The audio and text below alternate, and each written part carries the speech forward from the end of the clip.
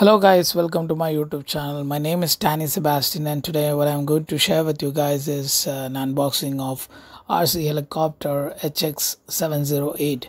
It's a two-channel helicopter, and the age category for the children who can use it is 8 and above. So I'm gonna unbox this thing and let's see how good it is. Last time I've unboxed a 3-channel helicopter and it was pretty good.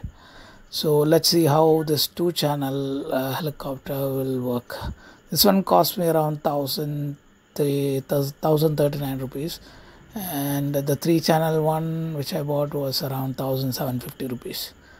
See, this is two-channel helicopter. So the main thing about the two-channel helicopter is the router in the back side, the tail rotor. The tail rotor, it will not rotate. So that's a disadvantage for the two-channel helicopters.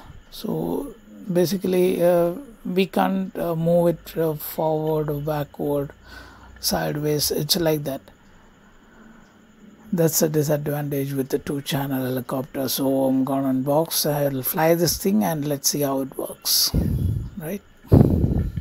So inside this box, you can see I've taken of the helicopter. I got the remote control and the charger and also a user manual. So let's take out the helicopter and find out.